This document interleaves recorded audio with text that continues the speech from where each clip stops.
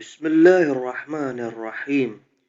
امام جعفر صادق علیہ السلام کے بقول رجعت پر ایمان نہ رکھنا ائمہ معصومین علیہ السلام کے انکار کے مترادف ہے، اور جو افراد رجعت پر عقیدہ نہیں رکھتے انہیں امامت اور ولایت اہل بیت علیہ السلام کے دائرے سے خارج قرار دیا گیا ہے۔ اب یہ رجعت کیا ہے، ذرا جانیے اس کو۔ رجعت سے مراد امام مہدی علیہ السلام کے ظہور کے بعد اور قیامت کے قریب انتہائی مخلص مومنین پر مشتمل ایک گروہ اور انتہائی شریر کفار اور باغیوں کی واپسی ہے۔ رجعت مذہب تشیع کے مخصوص اعتقادات میں سے شمار ہوتا ہے، جس کے بارے میں ائمہ معصومین علیہ السلام اور بزرگان اہل تشیع کی جانب سے بہت تاکید کی گئی ہے، یہاں تک کہ امام جعفر صادق علیہ السلام کے بقول رجعت پر ایمان نہ رکھنا ائمہ معصومین علیہ السلام کے انکار کے مترادف ہے، اور جو افراد رجعت پر عقیدہ نہیں رکھتے انہیں امامت اور ولایت اہل بیت علیہ السلام کے دائرے سے خارج قرار دیا گیا ہے۔ امام جعفر صادق علیہ السلام فرماتے ہیں، جو شخص رجعت پر ایمان نہیں رکھتا وہ ہم میں سے نہیں ہے۔ رجعت کا مفہوم اگرچہ ہمارے لیے جو مادیات کے حصار میں قید ہے، ایک حد تک عجیب و غریب دکھائی دیتا ہے، اور اسی وجہ سے بعض افراد اس میں شک و تردید کا شکار ہو جاتے ہیں اور حتیٰ اس کا انکار کر بیٹھتے ہیں۔ لیکن اگر نفسانی خواہشات اور مادی پردوں سے عاری عقل کے ذریعے اس کے بارے میں تھوڑا سوچا جائے تو معلوم ہوگا کہ رجعت کئی عقلی دلائل اور قرآن و روایات کی روشنی میں کوئی عجیب و غریب مفہوم نہیں ہے۔ اگر ہم قرآنی آیات میں تھوڑا غور و خوض کریں تو جان جائیں گے کہ اس آسمانی کتاب میں دسیوں ایسی آیات موجود ہیں جو ایک طرح سے رجعت کو ثابت کرتی ہیں۔ آیات قرآنی کے علاوہ ایسی احادیث اور روایات کی بڑی تعداد بھی معتبر حدیثی کتب میں موجود ہیں جو رجعت کے موضوع پر تاکید کرتی نظر آتی ہیں۔ جیسا کہ رجعت کی بیان کردہ تعریف سے ظاہر ہوتا ہے، رجعت کا مطلب یہ ہے کہ انسان ایسے انتہائی مخلص مومنین اور انتہائی ظالم اور کافر افراد کے واپس اس دنیا میں پلٹ آنے کا معتقد ہو جائے جو اپنی زندگی میں ایمان کا کفر کے اعلیٰ سطحی رہنما اور لیڈر تصور کیے جاتے تھے۔ لہذا رجعت کا مفہوم تمام انسانوں سے متعلق نہیں بلکہ محدود تعداد میں انسانوں سے متعلق ہے۔ جیسا کہ امام جعفر صادق علیہ السلام کی حدیث شریف میں بیان ہوا ہے، رجعت کا مفہوم عمومی نہیں بلکہ صرف ایسے گروہوں کی واپسی پر دلالت کرتا ہے جو خالص ایمان یا خالص شرک کے حامل ہیں۔ اس حدیث کی روشنی میں جو افراد رجعت کے ذریعے اس دنیا میں واپس آئیں گے وہ خالص ترین ایمان کے حامل ہوں گے۔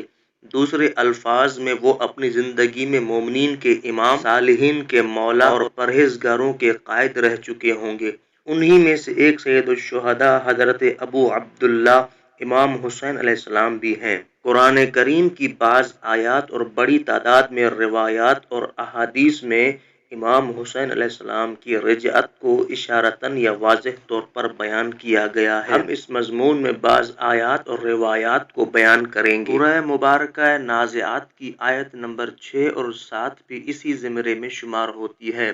یعنی قرآن میں ہے کہ جس دن خوفناک زلزلے ہر چیز کو ہلا کر رکھ دیں گے اور اس کے بعد دوسرا حادثہ رونما ہوگا۔ یہ دو آیات قیامت سے پہلے رونما ہونے والے دو واقعات کی جانب اشارہ کر رہی ہیں۔ ان میں سے پہلا واقعہ وہ خوفناک زلزلہ ہے جو ہر چیز کو ہلا کر رکھ دے گا اور نظام دنیا کو درہم برہم کر دے گا، اور دوسرا واقعہ رجعت کا ہے۔ سب سے پہلا انسان جس کی قبر پھٹ جائے گی اور وہ باہر آ کر اپنا سر جھٹک کر مٹی کو اپنے سر سے دور کریں گے، وہ حسین ابن علی علیہ السلام ہوں گے جو امام مہدی علیہ السلام کے ظہور کے بعد آئیں گے۔ اور اسی طرح پروردگار عالم سورہ اسراء آیت نمبر 6 میں فرماتا ہے، پھر تم لوگوں کو ان کے مقابلے میں لا کر ان پر غلبہ دلائیں گے اور مال اور بیٹوں کے ذریعے تمہاری مدد کریں گے اور تمہاری تعداد میں اضافہ کر دیں گے۔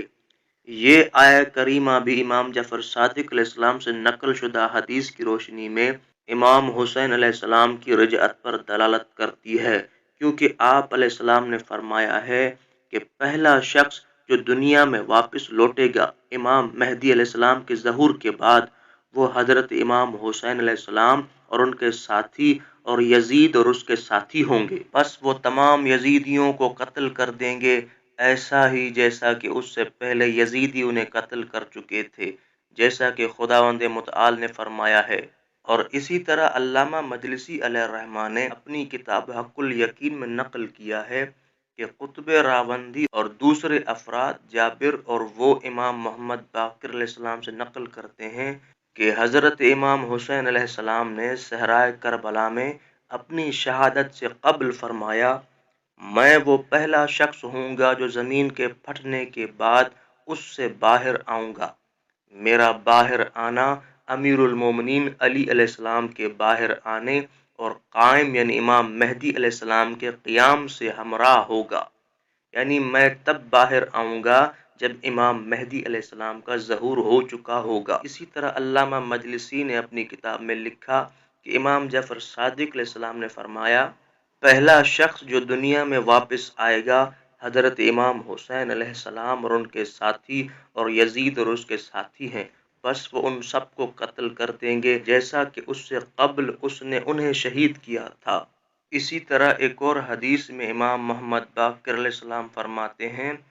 وہ شخص جو رجعت کے وقت یعنی امام مہدی علیہ السلام کے ظہور کے بعد سب سے پہلے واپس آئیں گے حضرت امام حسین علیہ السلام ہوں گے، اور وہ اتنا عرصہ حکومت کریں گے کہ ان کے آبرو کے بال بڑھاپے کی وجہ سے ان کی آنکھوں پر آ جائیں گے۔ ان احادیث سے معلوم ہوتا ہے کہ حضرت ولی عصر یعنی امام مہدی علیہ السلام کے ظہور اور اس کے بعد رجعت اور اس کے بعد قیامت کے درمیان طویل مدت کا وقت فاصلہ ہوگا، اور اس دوران اولیاء الہی حکومت کریں گے اور دنیا پر امن و دوستی کی فضا حکم فرما ہوگی۔ اس دوران ظلم و ستم کا نام و نشان مٹ جائے گا اور نیک افراد ائمہ معصومین علیہم السلام کی حکومت کو دیکھ کر انتہائی خوشحال ہوں گے اور ان کی آنکھیں خوشی سے چمک اٹھیں گی۔